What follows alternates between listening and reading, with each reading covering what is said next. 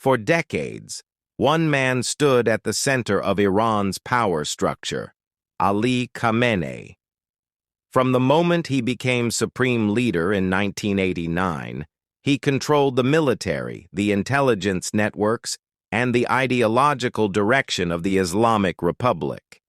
To his supporters, he was a guardian of Iran's revolution. To his enemies, he was the architect of a powerful anti-Western alliance stretching across the Middle East. By early 2026, tensions between Iran, the United States, and Israel had reached their most dangerous point in decades.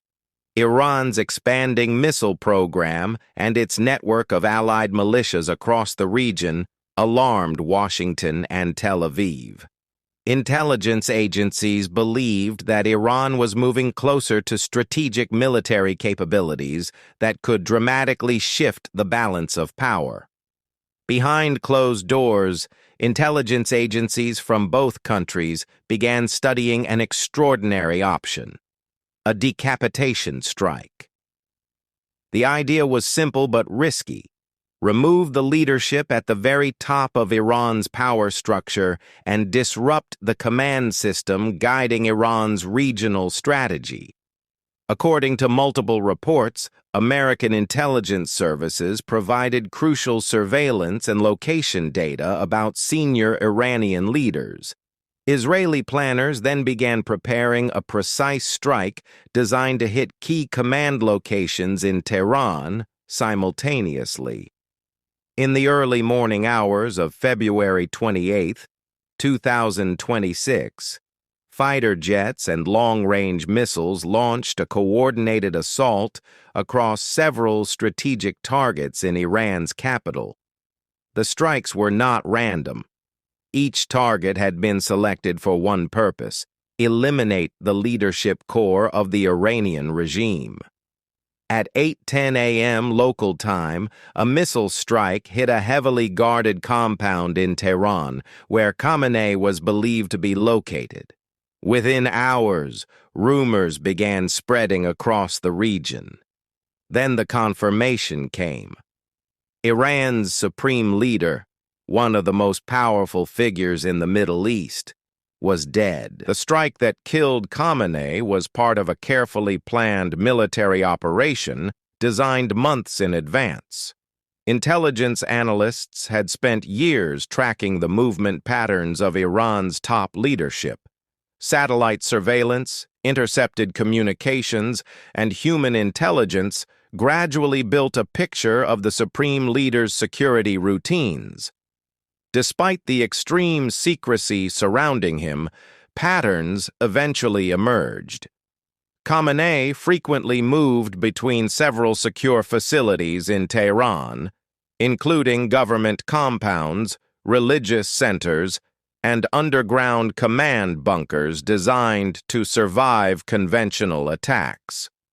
According to intelligence reports, the final breakthrough came when surveillance detected a meeting involving several senior Iranian officials scheduled at a protected complex in Tehran. The opportunity was brief, but it was exactly the kind of moment planners had been waiting for. Within hours, Israeli airbases began preparing a large strike package. Dozens of aircraft were readied for launch, carrying precision-guided munitions capable of penetrating hardened structures. At the same time, American intelligence assets monitored the region, providing real-time updates about Iranian radar activity and air defense systems. When the operation began, multiple waves of strikes targeted command centers, military communication hubs, and security headquarters. The goal was to overwhelm Iran's defensive network and prevent any organized response. The missile that struck Khamenei's compound was designed to penetrate deep into reinforced structures before detonating. The blast destroyed a large section of the complex and killed several senior officials who were inside at the time. Initial confusion followed. Iranian officials first denied reports that the supreme leader had been killed. But as rescue teams combed through the destroyed compound, evidence began to confirm the worst fears of the regime. Within a day, Iranian state media officially acknowledged the death of Ali Khamenei in the strike. The assassination instantly transformed a regional conflict into one of the most dangerous geopolitical crises in modern history. News of Khamenei's death spread rapidly across the Middle East and the world. In Iran, millions of citizens woke up to emergency broadcasts announcing that the country's supreme leader had been killed in a foreign attack. State television declared a national period of mourning, while religious leaders described him as a martyr. The loss of Khamenei created an enormous power vacuum inside Iran's political system. As supreme leader, he held ultimate authority over the military, the Revolutionary Guard, and the nation's strategic policies. Without him, the entire command structure of the Islamic Republic faced sudden uncertainty. Within hours, Iran's Leadership Council convened emergency meetings to stabilize the government. Security forces were deployed across Tehran, guarding major government buildings and preventing potential unrest. At the same time, Iran's military commanders began preparing retaliatory options against both Israel and American interests in the region. Across the Middle East, governments feared the conflict could spiral into a full-scale regional war. Iran's network of allied groups, often called the Axis of Resistance, included powerful militias in Lebanon, Iraq, Syria, and Yemen. Analysts warned that these forces might respond with missile attacks, drone strikes, or other military actions.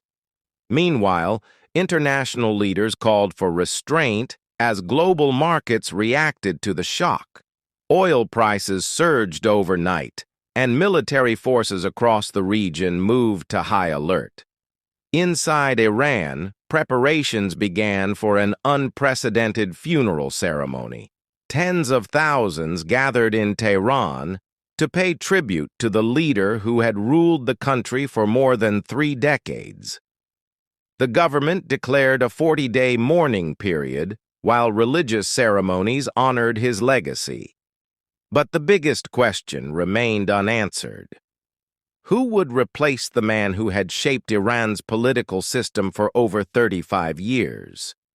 The death of Ali Khamenei marked the end of one of the longest and most influential leadership eras in the modern Middle East. Since rising to power after the death of Ayatollah Ruhollah Khomeini in 1989, Khamenei had overseen Iran's transformation into a regional power deeply involved in conflicts across the Middle East. Under his leadership, Iran strengthened alliances with militant groups and governments that opposed Western influence in the region. Supporters believed he protected Iran's independence and resisted foreign domination. Critics argued that his policies intensified conflicts and isolated the country internationally. Now, with the supreme leader gone, Iran faced an uncertain future. According to Iran's constitution, the next supreme leader must be chosen by the Assembly of Experts, a powerful body of clerics responsible for selecting the nation's highest authority. Behind the scenes, several influential figures quickly emerged as possible successors. Among the names discussed was Mojtaba Khamenei, the supreme leader's son, who had long been rumored to hold significant influence inside Iran's political and security networks. Other clerics and political leaders were also considered, each representing different factions within the Iranian establishment. But regardless of who eventually assumed power, the geopolitical consequences of the strike were already unfolding. The operation that killed Khamenei had shattered one of the most powerful leadership structures in the Middle East. It demonstrated the reach of modern intelligence warfare and the willingness of rival nations to target even the most protected political figures. For some, it was a strategic victory. For others, it was the beginning of a far larger and more dangerous conflict. History would ultimately decide which of those interpretations proved true.